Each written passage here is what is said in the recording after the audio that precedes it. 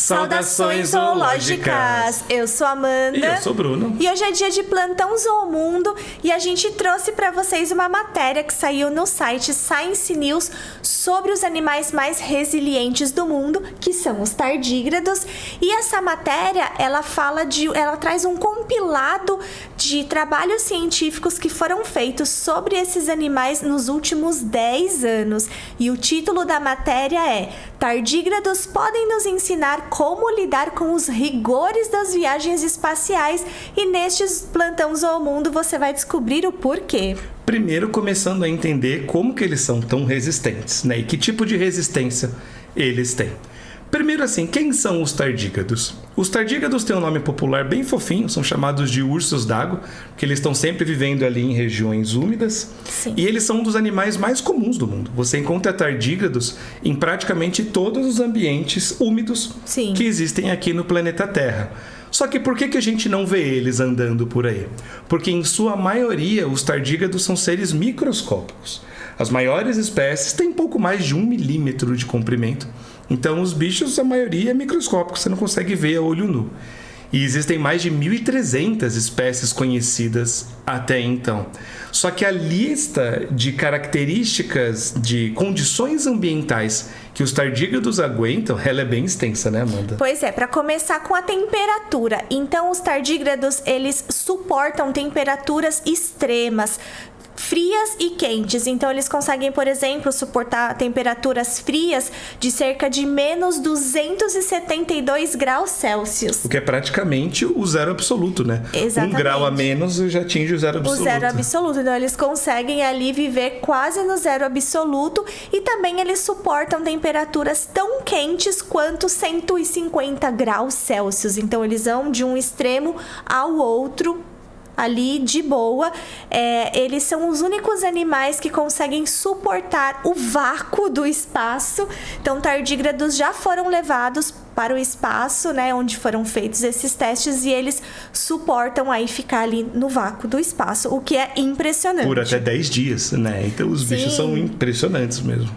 E também eles suportam 500 vezes a dose de raio-x que mataria um ser humano. Olha só, então, a dose fatal pra gente, né? A dose fatal pra gente, eles suportam 500 vezes a mais. Olha só que loucura. Além disso, eles também suportam ambientes de pressão extrema, como as regiões mais profundas do oceano.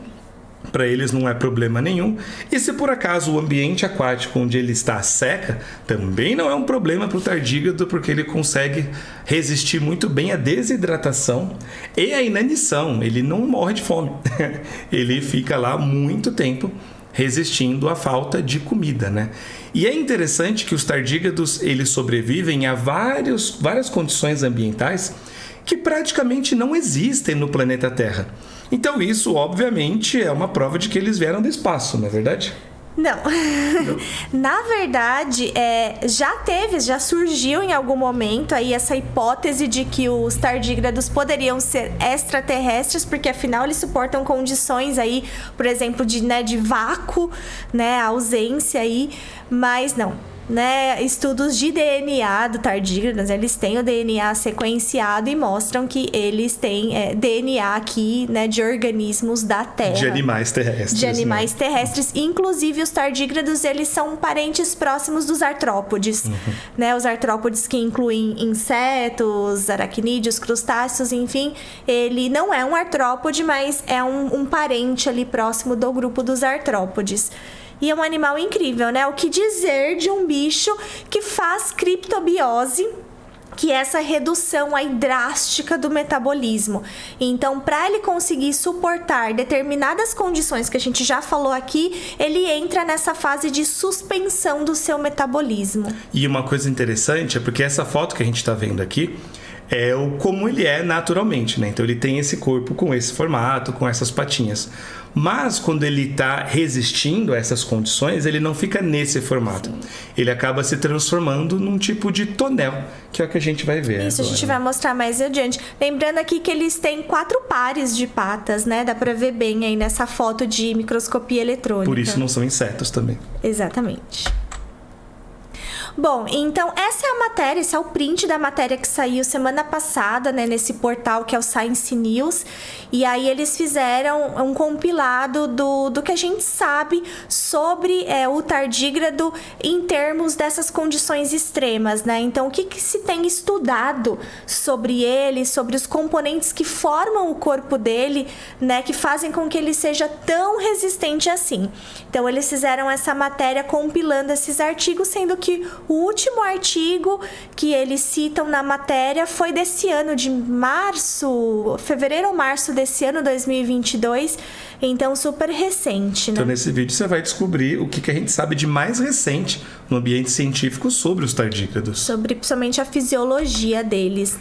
Então, como a gente estava comentando aqui, quando o tardígrado ele entra numa forma de resistência, ele entra nessa forma de tonel, que parece esse saquinho murcho aí do lado, né? Ele fica todo enrugadinho, acaba descendo bastante e fica como se fosse um tapetinho mesmo. Sim, ele expulsa então toda a água, né? E ele retrai as patinhas, né? Tanto que não dá nem pra ver.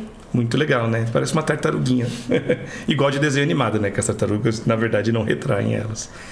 E é interessante que à medida que ele vai perdendo a água do corpo, ele vai criando algumas proteínas longas que elas meio que cobrem as células, formando uma superfície mais impermeável e que acaba protegendo e amortecendo contra impactos, protegendo a membrana das células. É como se ele formasse uma rede que acaba envolvendo as células do corpo para proteger o animal. Dá para ver aqui. Né? Então, esse trabalho aqui é de 2021 e mostra essa estrutura aqui dessas proteínas que as próprias células dele vão secretando. E nessa forma, ele dura muito tempo, né? Já foi reportado tardígrados com mais de um século de vida, né? Eles estavam lá naquela forma de tonel por mais de 100 anos, aí vem o cientista, bota uma gotinha d'água, ele abre de novo. Reidrata, né? E começa a nadar como se nada tivesse acontecido 100 anos depois. Bicho impressionante, né? Aqui é uma foto de como a gente vê ele em microscópio comum, né? Sem ser um microscópio eletrônico. E, bom, um desses artigos fala sobre uma proteína que eles conseguiram isolar no tardígrado, que tem essa sigla aqui, DSUP, que seria algo como supressor de danos. Então, essa proteína que eles têm, essa DSUP, se liga ao DNA e protege ele fisicamente de formas reativas de oxigênio. O que são formas reativas de oxigênio? É o que a gente chama aí popularmente de radicais livres, porque o oxigênio ele é extremamente tóxico, né? Apesar da gente depender do oxigênio para respirar, né, para sobreviver, mas o oxigênio ele oxida as coisas, ele, né? É uma molécula agressiva, né? Ele enferruja as coisas, inclusive a gente envelhece por causa do oxigênio, né? Ele mantém a gente vivo, mas é o que causa nosso envelhecimento também, né? Vai oxidando as nossas células e aparentemente essa proteína que o tardígrado possui se liga ao DNA ele e protege, é como se fosse um composto que protege dos radicais livres. A gente vê hoje, por exemplo, que tem uma indústria muito grande farmacêutica e de cosmético que vende produtos, né, que teoricamente combatem os radicais livres. Então a gente sabe que tem muita coisa que não é verdade, acaba sendo propaganda enganosa, né? Mas eles têm aí então os protetores naturais. Ele pode montar sua própria indústria farmacêutica e ganhar dinheiro com isso. Pois é. E aqui nós temos também uma foto de microscópio comum e aqui do outro lado uma foto de microscópio eletrônico, né? Que parece esse 3D. E o interessante é que os cientistas conseguem pegar esse gene do tardígrado que produz essa proteína e eles inserem em células humanas, não numa pessoa de verdade, em células humanas em laboratório, né, numa placa de Petri, e também em células de plantas. E as células que tiveram genes de tardígrados inseridos nelas, elas acabaram sobrevivendo a níveis de raio-x que antes seriam sido fatais para eles. E não só a níveis de raio-x, mas também a níveis de compostos baseados, né, em oxigênio, como água oxigenada, né, peróxido de hidrogênio, que acabaria naquela concentração matando as células, mas nesse caso, com essas células, com esses genes novos inseridos, elas se tornam mais resistentes. Então, alô, ficção científica, estamos esperando ver aí um ser humano picado por um tardígrado radioativo e se transformando no super tardígrado, que certamente vai ser o super-herói mais poderoso de todos. Já né? pensou, gostei dessa, né?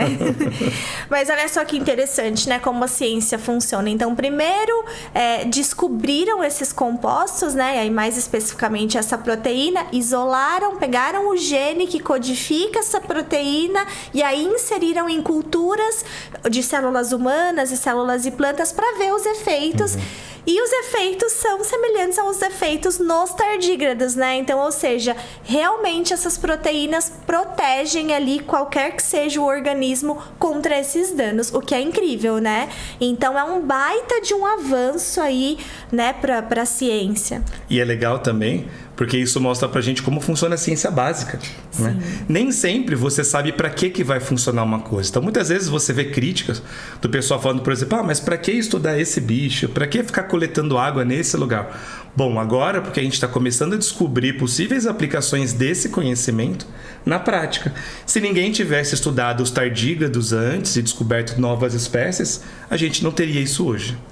E esse aqui é o print do artigo mais recente sobre esse assunto, né? Sobre essa fisiologia dos tardígrados e a bioquímica, né? E biologia molecular associado a esses animais.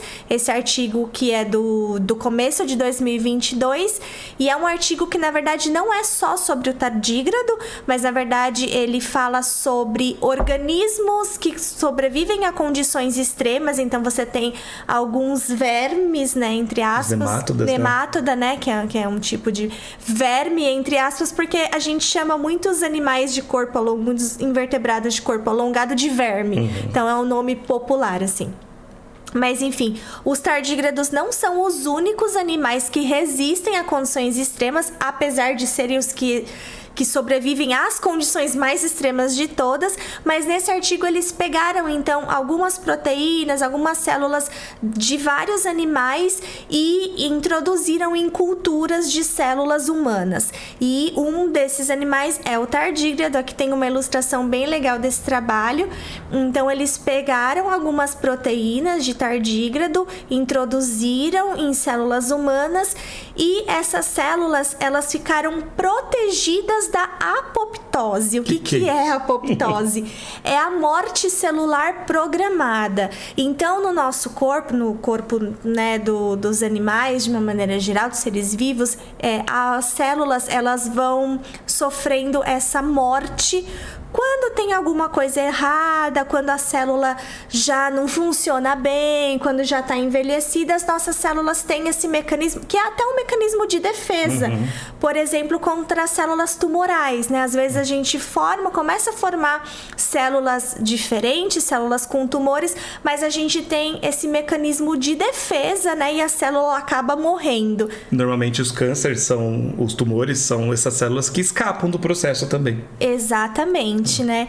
E aí, um desses trabalhos, uma dessas proteínas que foi isolada do tardígrado inibiu a morte celular programada. E ainda se tornou resistente a agentes quimioterápicos, né? A agentes que normalmente matam as células, ou que induzem a morte dessas células tumorais. Né? Então, a gente também ficou pensando aqui, claro, hipoteticamente, o quanto de risco seria se você tivesse uma pessoa mesmo com esse gene de algumas células que produzisse, na pele, por exemplo, essa proteína dos tardígrados, porque se caso essa pessoa desenvolve um câncer que tem essa proteína, você não consegue tirar.